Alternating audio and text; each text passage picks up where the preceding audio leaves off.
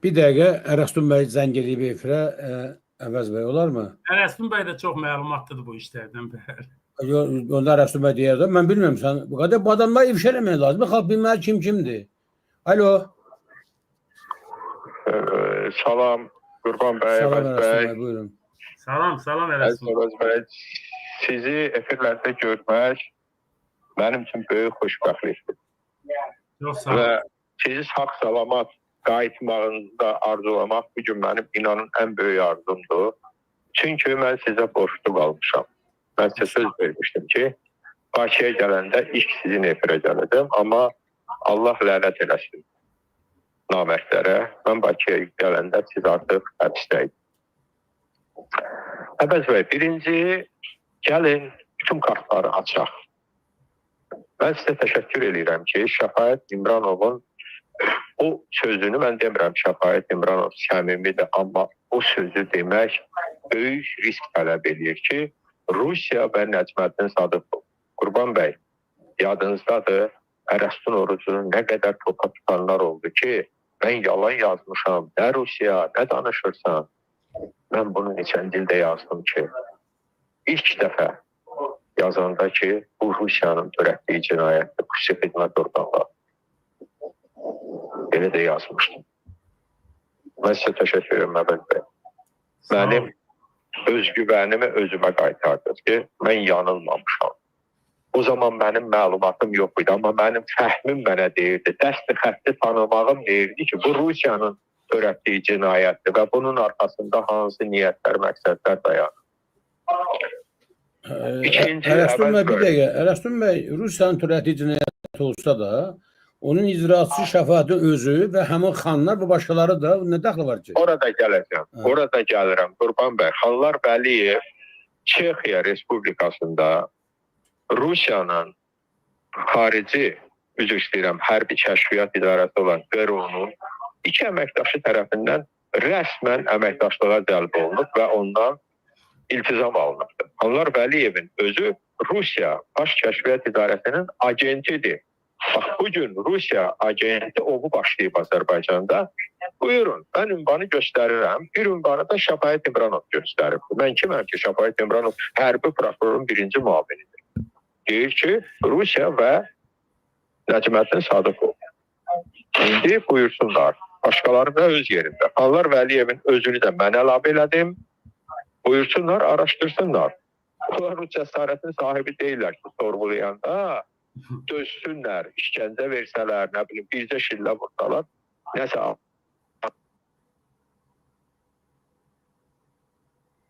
Alo.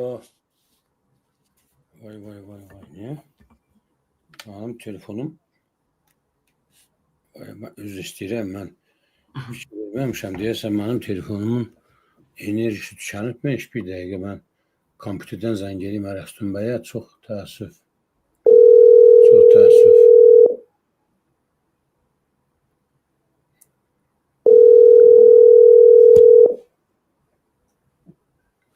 Üzr istəyirəm. Ərəstun bəy, mən üzr istəyirəm. Deyəsən, mənim telefonumun enerjisi qutarıb. Fikir verməmişəm. Kompüterdən zəng elədim. Buyurun, davam eləyin.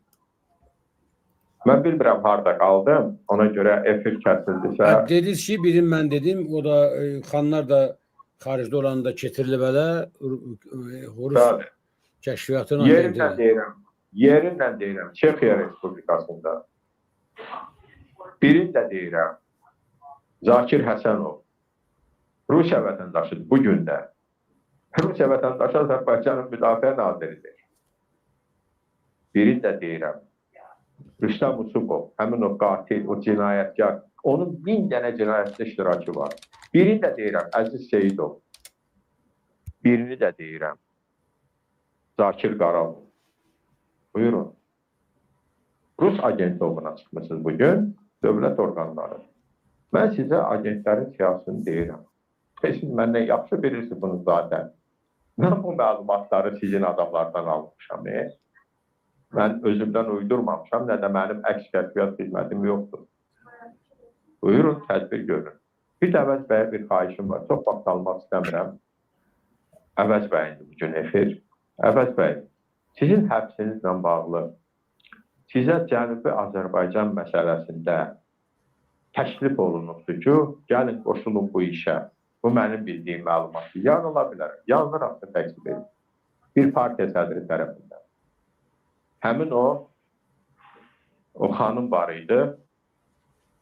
Məhsi Əmini, yadınızdadır, o qətlə yetiriləndə bir hərəkətlənmə başladı və Azərbaycanda o dəqiqə Azərbaycana, Türkçülüyə heç bir aidiyyəti olmayan adamlar bir parlament yaratdılar, Cənubi Azərbaycan parlamenti.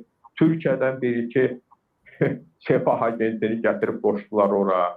Bunu Türk mənbələri özümə şəxsən təsdiq ediblər ki, bu adamlar sepah agentləri, biz bilirik. Və sizə də eşitdiyim qədər təklif olunub ki, bu işin bir media dəstəyini həyata keçirəsiniz. Olub mu belə bir şey? Olub. Bir partiya sədri gəldi mənim yanıma. Dedi ki, yeni bir istiqamət başlanır, Təbriz istiqamətində. Lazım olan dəstək də veriləcək. Efir. Maliyyə dəstəyi, bəli. Maliyyə dəstəyi də veriləcək. Efir də veriliş filan. Mən də dedim, valla, əslində mən razılaşmışdım, Ələsgün bəy. Siz çox maraqlı şeyləri... Sizi tiksindirdi. Bir dəqiqə, Ələsgün bəy, burada siz danışırsınız, Morze ilə belə başa düşülmədi, anlamadım. Əslində... Cənubi Azərbaycanla bağlı nə təşrif olunub, detalları açın ki, xalq eşitsin, bilsin, nə maşallah. Cənubi Azərbaycanla bağlı mediada bir hərəkətlənmə. Yəni, verilişlər verilsin, ondan oradakı vəziyyət haqqında müzakirələr başlasın filan. Mən də dedim, bu maddi məsələ deyəndə, əslində ən çox maddi məsələyə bizim ehtiyacımız olub da, həmişə. Çünki bizim maddi vəziyyətimiz yaxşı olmur. Amma bu maddi məsələ deyəndə mən biraz tırsdım. Biraz elə bir çəkindim da. Dedim ki, bu, yaxşı dedim, mən nə var, mən hazıram. Mənim canım da Təbrizə qurbandır, özüm də Ərdəbilə qurbanam. Bizim elə hər şeyimizdə Cənubi Azərbaycanın birləşməsi. Əvəz və bir dəqiqə, biraz məsələlər açaq. Mən belə başa düşdüm ki, İran rejiminə təzyiq məqsədi ilə Cənubi Azərbaycan mövzusunun gündəmə gətirilməsi, bizim dillə desək, separatizmin İran daxilində təşviq edilməsi. Düzmü başa düşdüm? Sizə bunu mu təşkil edilmişdir? İcazə olar mən deyim, Əvəz bəy, ya təsdiq, ya təksib edəsin. Əslində burada Cənubdakı soydaşlarımızdan Kürt projesi məqsədi ilə alət kimi istifadə eləmək durumdur. Belə demə, Əvəz bəy. Siz bundan mı şübhələndiniz? Valla, mən işin birincisi maddi qaynaqlı olmağından şübhələndim. İkincisi də Ələsgün müəllim. İkincisi də mən bu hakimiyyətdə həmişə, bax, indi hamı Rusiyanı söyür. Görürsünüz, hamı Rusiyanı söyür. Yarışa giriblər. Putini söyürlər, ha kişi. Azərbaycan televiziyasında, Az TV-də Putinə cani deyirlər, Putler deyirlər. Bu, bunların xarcı deyil, axı. Mən kampaniya başladandakı xuralda sülhməramlıların qalmasına, getməsinə, rədd olub, dəf olub getməsinə bu qədər gün qalır, mənə olunmadıq zəng qalmadı. Yəni, bu hakimiyyətin bir dənə yanlışı var. Bu yanlışı biz düzəltməliyik. Oradan əmr gəlir. Hamı İranı vursun, hamı tökülür İranın üstünə. Sabah bir həftədən sonra əmr gəlir. İranı vurmayın, artıq Rusiyanı vurun. Mən həm də o şeydən şübhələndim. Nə deyilibsə mənə, hökumətin adamları tərəfindən. Mən biraz onun tərsini eləmişəm. Görmüşəm ki, bu bir projedir. Sonra da baxdım ki, bu bir projedir. O proje bugünə qədər də davam edir. Mən o projenin içinə girmədim. Partiya sədri kimdir, Əvəz bəy? Ya siz, ya Ələsgün bəy deyil. Xalq bilsin də belə, bu qaydada düzgün deyil. Valla düzgün deyil. Mən İqbal Ağazadə eşitmişəm. Qurban bəy, mən bayaqdan neçə ad çəkmişəm. Kimdənsə qorxmuram, çəkinmirəm. Mən İqbal Ağazadəni eşitmişəm. İqbal Ağazadənin Cənubi Azərbaycan nə də aidiyyəti var? Bu adam PKK dövrüdür, bunu hamı bilir. Başa düşmədim. Əvvəl bəy İqbal deyib sizə təklif edib.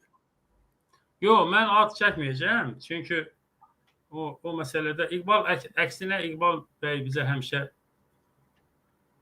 səmimi davranıb, dəstək olub. O vaxtda o sözlərə də bəzilərinlə razılaşmıram. Amma yox, yəni o məsələdə ad çəkmək istəmir.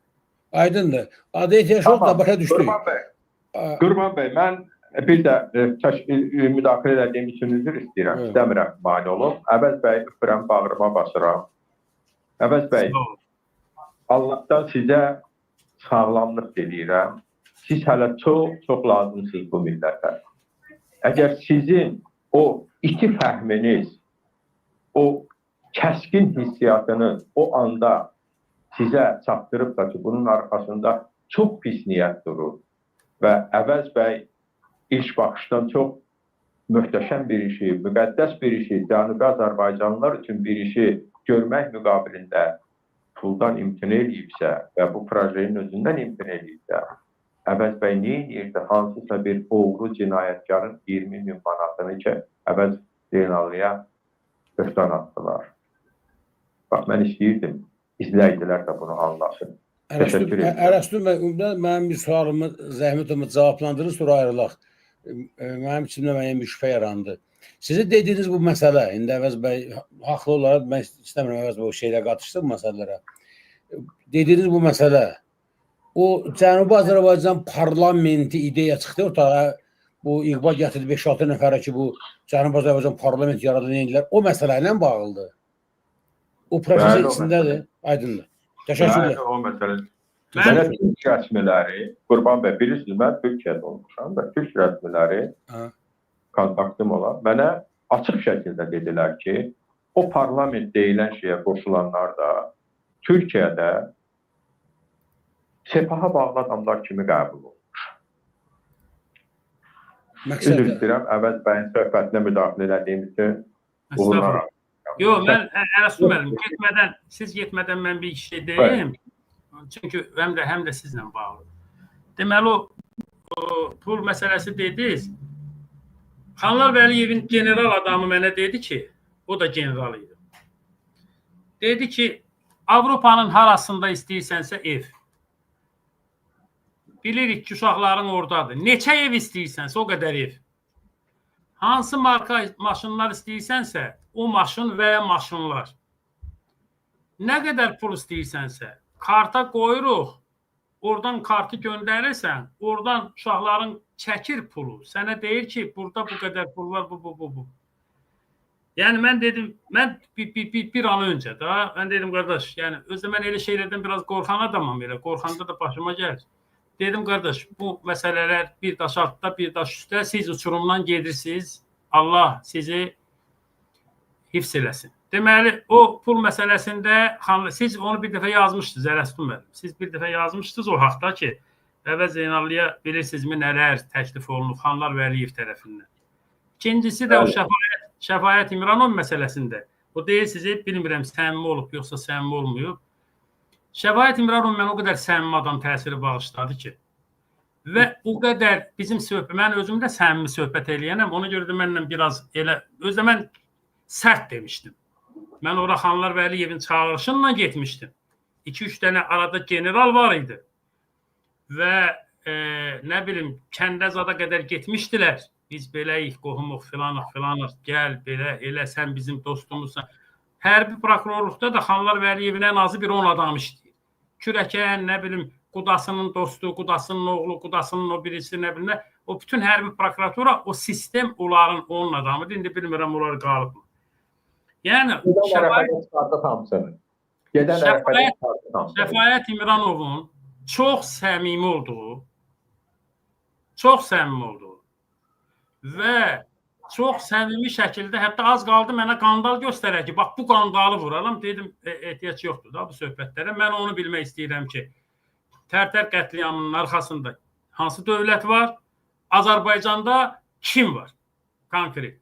Və o da mərd-mərdanə, çox səmimi şey. Telefonunu mənə verdi, dedi, canlı yayınların hamısına çıxaram, danışaram. O vaxtı mən səhv elədim. Mən gərək Şəfaət İmranovu bir-iki canlı yayın. Hər şeyin vaxtı var, Əvəz bəy. İnşallah yaxın bir neçə gün ərzində onu işdən çıxararlar. Ondan sonra imkan olar, çıxar efirlərə danışar. Niyə də danışmasın? Danışın, günahlar deyir. Yəni, səmimi. Olsun, göstərsin səmimi. Deyirəm, zamanlardan işdən azad edəcəklər. Sağ ol. Təşəkkürlər. Sağ Sağ olun. ol. Sağ ol. Ərəstun bəy, təşəkkürlər. Mən Nazaf Edim ailəsi adından Ərəstun bəyə təşəkkür edirəm. Bu günə qədər bizim evdə deyilməyən, demədiyim məsələlər də deyir. Ərəstun bəydə məlumat çoxdur, amma xəstə ilə buraxırdı efirə belə. Amma məlumatları da çox dəqiqdir. Mən belə heyrət elədim. Çox maraqlıdır. İnformasiyalar çox konfidensial informasiyalardır. Belə görünür ki, informasiya mənbələri sağlamdır. Çox maraqlıdır. Oturub Amerikada, Azərbaycanın daxili kimdən görüşür ki, bu vəziyyətdə cəmaət bilsin ki, dünya çox balacadır. Azərbaycanda lu payının altında izlənilir. Yolu bilərsiniz dostlar.